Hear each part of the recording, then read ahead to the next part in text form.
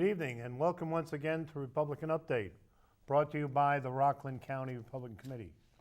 My name is Vincent Reeder. I'm the chairman of the Rockland County Republican Committee, and tonight our special guest is once again Legislator Ed Day, representing New City and Pomona now. And Ed, I want to welcome you back on the show. Good to be back. Great to have you back. As the engineer said, it's going to be a quick show tonight.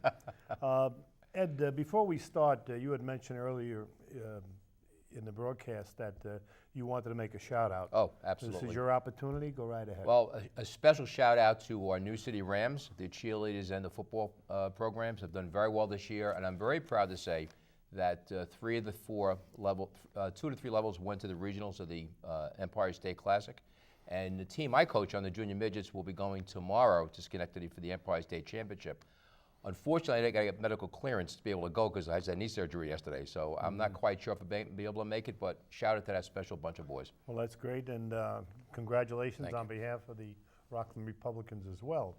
And congratulations is due you, Ed. Yeah. You've just been reelected and 35% higher than you did. Why don't we just talk about that election and how well you did, and running in a brand new district, outnumbered 3-1 Democrat versus Republican. Yeah, well, it was very satisfying because, as you had told me, since I was not opposed, typically fewer people do come out to vote for you. It is very heartening and it's very humbling when you see more people come out to vote. To have 35% more people vote for me in this election than I did in the last 2, I like to think it just says to people, it says that people are liking what I'm saying, like what I'm doing, looking out for them and their families, and it's a great feeling. It really is. That's great, and I think you did a great job, and it just goes to show you that even though you were running unopposed, people still come out and they hit your lever. They didn't have to, because they could have went right over your name and voted for everybody else, because you were basically a shoo-in. The last time we had you on the show, Ed, we had talked about the fact that in February, you were the first elected official in Rockland County to introduce some legislation. I'd like to talk just a moment about that in your own words once again. Yeah, that was the issue of term limits. It was way back early this year I introduced that. It has not gotten to the committee yet, unfortunately. It's a sore point with some in government, obviously. I mean, we have a 96% return rate of incumbents as a matter of course in this state. And you know, this is just something I've gone back and forth with. I thought about it, and I really and truly believe that this is something that the Founding Fathers intended in their own way. At that time, they called it a rotation in office, and they never felt it was an important issue to codify it, other than the presidency at one point back in 1948. You know, and I just feel it's something, and all I'm asking for, you know, hearing people speak to me, I would say probably 2/3 of the people think it's a good idea. As you know, I do work as a security consultant during the day. I got involved in this very late in life. I think that people who do that bring a lot to the table. They bring experiences. I think young people who want to get involved can bring a perspective too, but I think having a career of 40 years in politics with pensions and benefits, I don't think that's what people were looking for us to do. So I did, and if you want to do public service for your life, you know, you can change your offices every once in a while. It keeps you fresh. So I'm still waiting. I got a feeling this is going to be next year's legislation now, because it has not come forward yet. With the budget hearings now coming up, I suspect this will roll into next year. It's going to be difficult because you're actually asking guys to vote themselves out of a job. Pretty much, and you know, pretty much. And like I said, Although I agree with term limits. Yeah, I really do. Well, our whole ticket back that November too, and it was very good to see that also. Yes. Right. Nice to see everybody together on that one. The last snowstorm we had around Halloween and Hurricane Irene, you were very prominent in going after Orange and Rockland utilities about some of their shortcomings. Would you spend a moment and talk to our audience about that? Yeah, well, after Hurricane Irene, I was very lucky in both storms.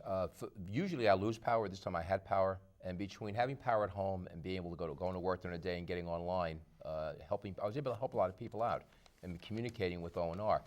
What we found out with the first storm with Irene, they were caught short, but they were caught short once we got through what occurred with their operations. We found out their issue was the swath of Irene was so wide, they had to go very far west to get help. This is the model we deal with right now, so the challenge to utilities, since they don't have all the people here, and they have to import their workers, they have to get ahead of the curve. And that really was one of the major issues that I think there was a failing on. But the failing was born more to the fact that they really had no people to go after. The other issue was communication. At 11 o'clock in the morning on that Monday after Irene, I was on the government official conference call. And Owen always tells us how wonderful the phones are working. And I said, and I knew the fellow was Neil Winters. I said, Neil, phones aren't working. And what was happening is people were calling in, hitting number 1, and the phone line would go busy.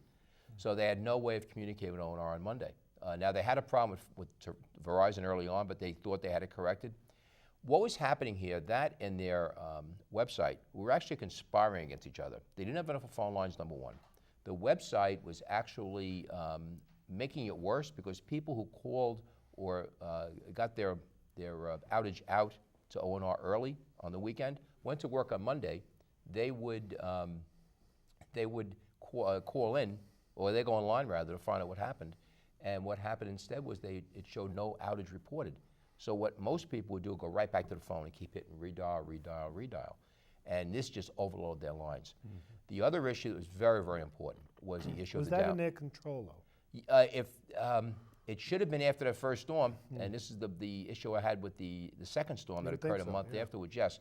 What they did do better is they did import more telephone lines. They used Con Ed lines because O&R is part of Con Ed now. They did import more lines. But the website, I pointed out to one of the VPs there, because I was talking about 9 o'clock at night, a couple days after the winter storm that we had in Halloween, that every person who I inquired online about showed no outage reported. It was 100% fail rate. So these are things they have to, the communication piece is the worst thing. The second storm is absolutely the worst storm there was. I mean, I drove around every day coming from work. I drove to different areas of my district to see how people were doing. The destruction that I saw was just, I've never seen it here in Rockland County. I never did. So in some ways, that second storm was throughout worse. the state, actually, in the metro area. Yeah, but my worry here is in Rockland, right. You know, and Connecticut was worse than us. But the other piece of this, that came out of the original storm was the issue of down power lines. You know, O&R treats it as a very, very significant and serious issue, and it is. But the problem we had here is that they were overwhelmed. They had no personnel. We had lines that were downed. We had maybe a piece of tape hanging around.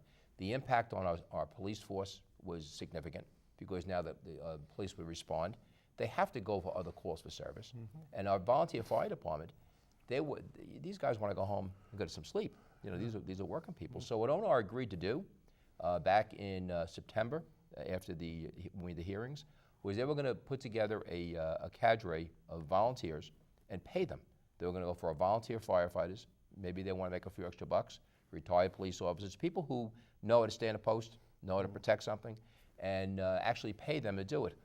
They never, ever expected a storm a month later. So it wasn't in place until then. But they are going to move forward with that particular piece because what that will do will have an ability to get some money back into the pockets of our volunteers, our retirees, number 1.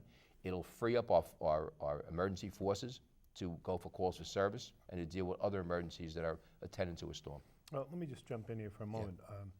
I think they were totally unprepared, particularly for the sudden winter storm we had over the Halloween period.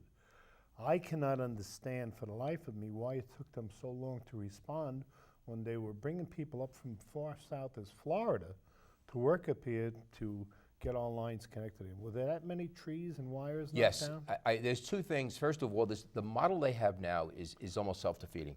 If you're going to have an emergency and you wait for the emergency to occur and you start importing people from Florida, it's a 2-day drive.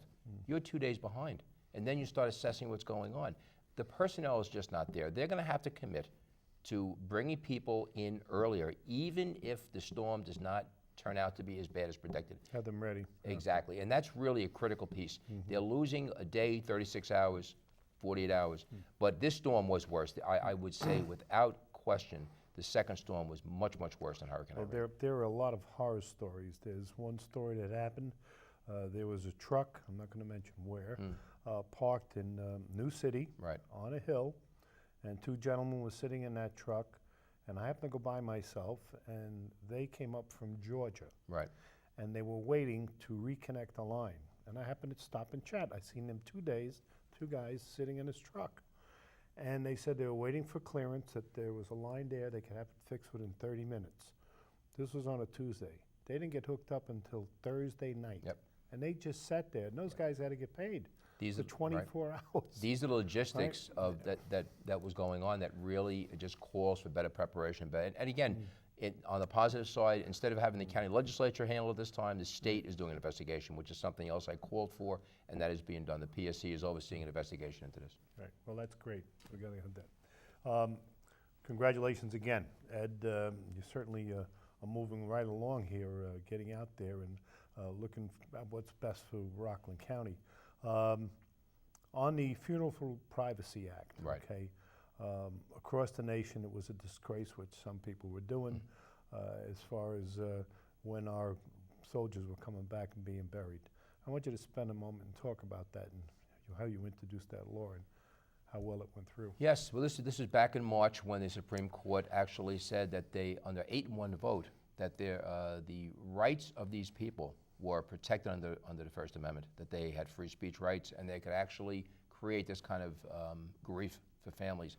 I actually had the privilege of speaking to Al Snyder, the father of Lance Corporal Matt Snyder, who was a subject of these people, and actually his dad sued and lost his case against the Westboro Baptist Church, which basically is a hate group under a religious banner. And as we progressed through this, we realized that there are issues, but the Supreme Court basically said, look, you really need to establish reasonable buffers because right now they can get right into the face of somebody and create this kind of grief. So what we progressed through was first a law to protect military, but then we realized that we're probably better off constitutionally if we did it for everybody. And you know something? That really, in a way, is a very special thought because our soldiers, our airmen, our Marines, our sailors, they've given all to protect our liberties. And I find it kind of honorable that even now in death, they are now protecting those as we try to bury other loved ones. So the law essentially defines memorial services. It now bans pamphleting, leafleting, disorderly activity, things of that nature, within 750 feet. So it gives the law enforcement people something to work with. And it's a workable, viable law, something that will provide some solace for families as they try to bury their loved ones. And in its simple sense, that's what it is. Well, actually, kudos go out to you because I was in the audience that night, and not only veterans groups came out to support the law and make sure that it got voted in, but a lot of just ordinary people that were not veterans, not veteran organizations.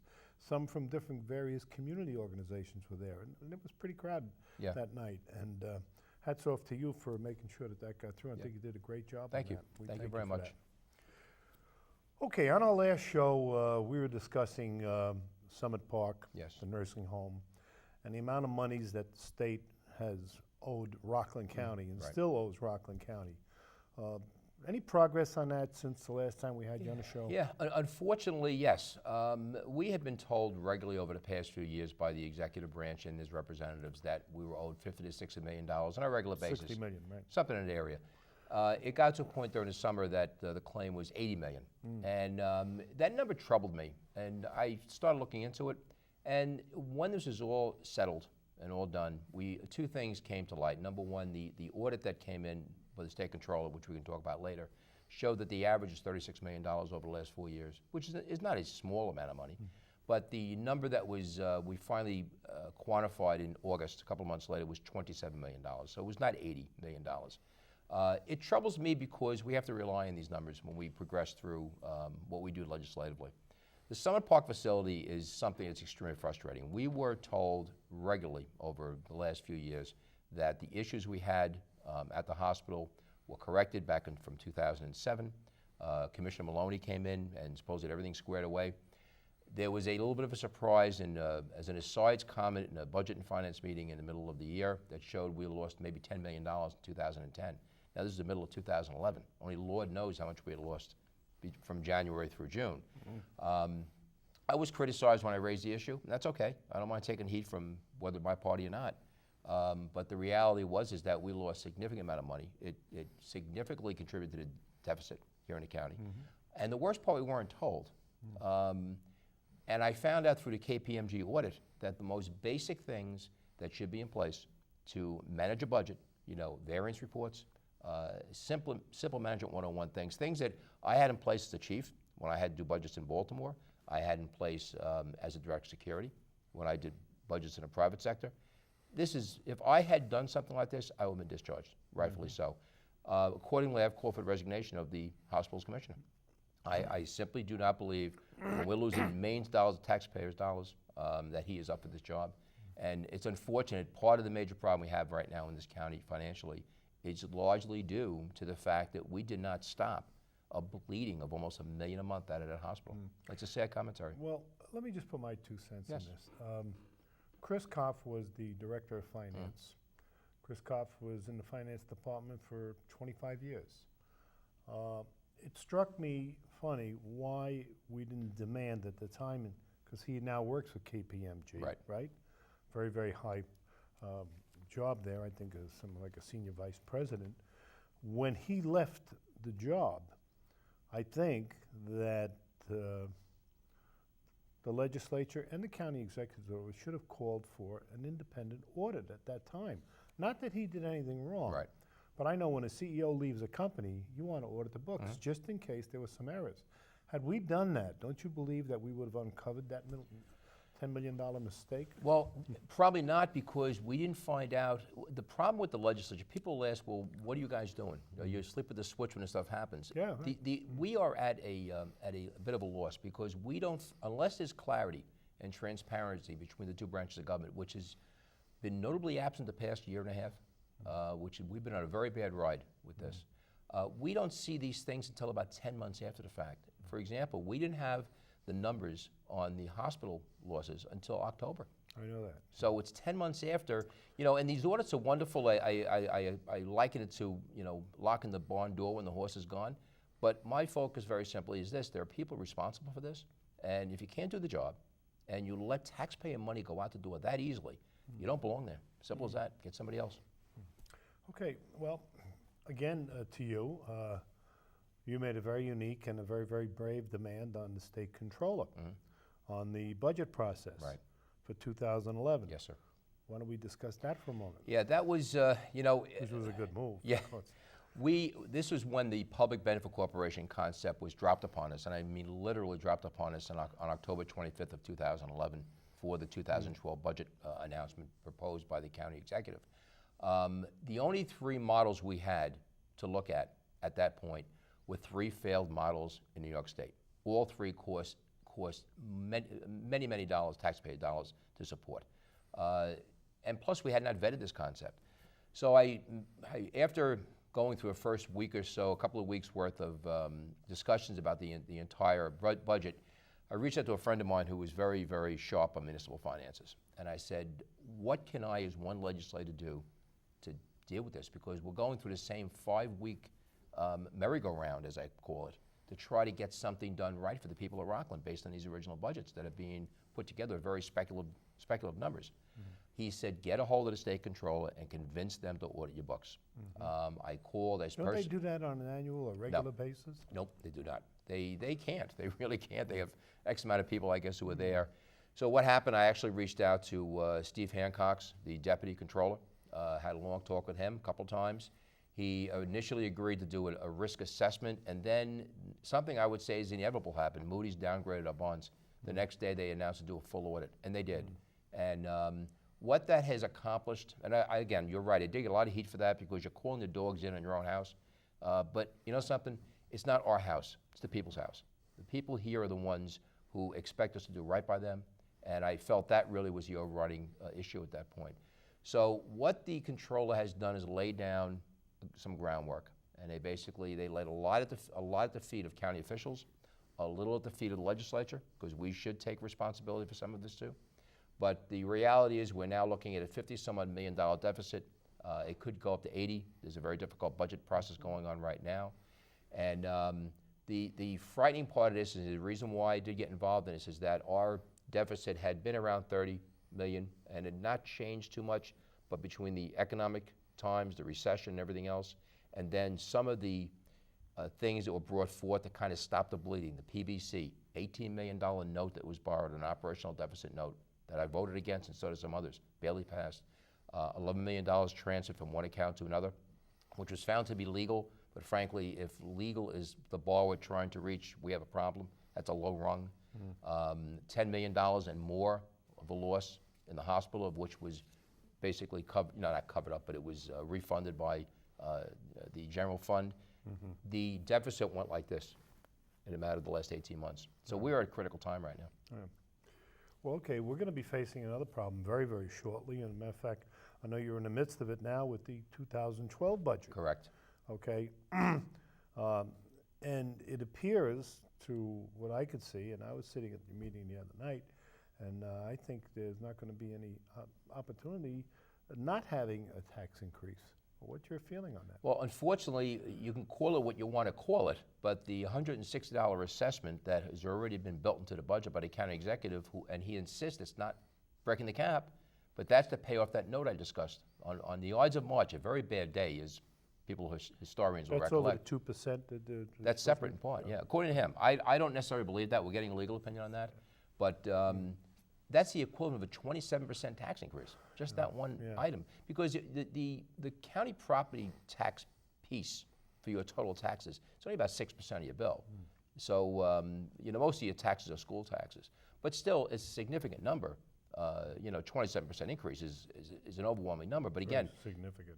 This is why, when last March this came up, I literally implored my fellow legislators at that point, along with others of the same mind. And I don't criticize anybody who voted for it, because the choice was going to be, do we vote this note in to cover an operational hole, or do we start cutting services? The thing that I said then, and it's now coming to fruition now, is that all we're going to do is kick the can down the road. And that's exactly what we did. We're no better off now, except now, since we had an $18 million hole that was an operational deficit, it becomes a $36 million hole the following June. It doesn't change, it doubles, unless you do structural things that change it. So now we are now grabbing onto the rope, trying to pull ourselves out, and we're looking at deficits that could hit 80 million. And now the county executives proposed layoffs, closing of a hospital that a month ago we hired consultants on to turn to a PBC or something else. The logic eludes me, it really does. Yeah. But nobody likes to see anybody laid off. Right. But this might happen though, right? It very well could happen, and there's a balance here. I mean, I enjoy, I think, a fairly good relationship with the unions. I'm a union member myself, the Lieutenants Federal Association. I'm a union member most of my life. I think the hardest thing, not just looking at people making $30,000, $40,000 a year, looking at them getting laid off, but look at the people who are in these hospitals. This is the place of last resort. And to look in their eyes and see this rug pulled out from them like this, look, things like this happen. But the suddenness in which it's happened, after hearing how wonderful a hospital is, we want to grow the hospital, we want to change it to a PBC, and all of a sudden you announce that we're going to throw you all out. Yeah. That process is a horrible, horrible process. So the issue here is that we find a balance between maintaining the hospital, maintaining our government function where we can, and also that we don't hammer the taxpayers in doing so. Do you think there's an opportunity to do that? I have some ideas. Without shutting the hospital down? Yeah, I think what needs to be done. A lot of this is playing out statewide between the unions and government. You'll note that the public employees have gone for 3 zeros and I think 2 twos over a 5-year contract with the governor. There's a reality to this, and I think it's unfortunate. Being reasonable. Yeah. I think the unfortunate piece here is that the unions and the executive branch are battling it out, and we have lower paid workers, and our people who are in the hospitals are the collateral damage of all this. And not to mention also law enforcement. One of the things that's been talked about is cutting out the transport unit. This is mostly retired officers that get no benefits, cost $1.2 million, and replacing it with sheriff's deputies, which will run between $4 or $5 million. Only in government, and this goes back to the term limits issue, only in government is it logical to spend $4 to $5 million for something that cost you $1.2 million. It is beyond my comprehension, and these are things that need to be done. Well, you just lost me on that one. Yeah. You mean to tell me if we have the sheriff's deputies transporting the prisoners, it's going to cost us more than? Yes, absolutely, because they're paid higher, they have benefits, there'll be overtime involved. We can't use the force that's there now? Oh, we can, but With regular time? it's been defunded according to the proposed budget. Oh, You you didn't mention that. yes. So I mean, these are the things some of the issues in the proposed budget I liken to throwing the silverware in the air, and the sound it makes when it hits the ground is what our budget's going to be. There are some areas of that budget that just make no sense, and it's left to 17 people to try to come up with a consensus that will get at least 9 votes, maybe 12 on an override. One of the things that I'm going to move forward with, I noticed that the concept of shared sacrifice is notably absent in this budget. We're getting rid of people who are paving our roads, taking care of our sick, protecting our people. But I don't see a lot of people in the higher echelons, the assistants to the assistants, making 90, 110, 130 grand a year. I don't see them going anywhere. I think it's egregious that last year I tried to get the tourism department into the Rockland Economic Development Corporation. That was going to be my next question. Go ahead. $250,000 savings, 2 years, and in 5 years you've probably been getting money back for it. I was knocked on it. The county executive fought me on it, and it was given another year. Now we're getting rid of the tourism department, but we're going to protect one person without a civil service job and move that person, the director of tourism, Over move $100,000 her, a year. $102,000 a year, move her into the finance department so she can run tourism. Tourism right now is a website and a cheerleader's job. Right. That's what it is. $102,000 a year? I don't think so. And these are the kind of things you can get 3. I couldn't agree with you Yeah. more. I couldn't agree with you more is one of my arguments. Department of as well. Aging, we have little newsletters that go out to some of the seniors here. They laid off 4 part-time people, a total of $80,000. Doesn't the legislature have the power to do away with that job? Yes, it does, but it will be proposed, that I guarantee you. Whether it will get voted on, it has to go to the Budget and Finance Committee, and if we send it across, the county executive can veto it, we'll line item it out, and then we come back again. So that's how the process works. Okay. Well, believe it or not, Paul said it was going to be a fair show tonight, and it is. Ed, once again, you're one of the most informative guests we have. We're going to have you back again because there's a lot going to be happening Yes. in 2012. I'd like to have you back here. We're going to talk more about the budget. And I know we haven't seen the last of you, and I'm not putting out any secrets there, but your name has certainly been bandied about to run for higher office. I know we're going to look forward to seeing you and helping you along with your career. And congratulations on your Thank reelection you. Thank once you again. very much. And thank you for being here.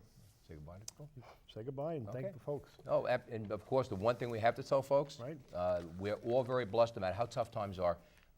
Happy Thanksgiving to everybody, the best of the Christmas and the Hanukkah season, and a blessed time to all. And on behalf of the Rockland County Republican Committee, let me wish you all a very happy and healthy holiday season. We'll see you in 2012. Thank you and good evening. Done.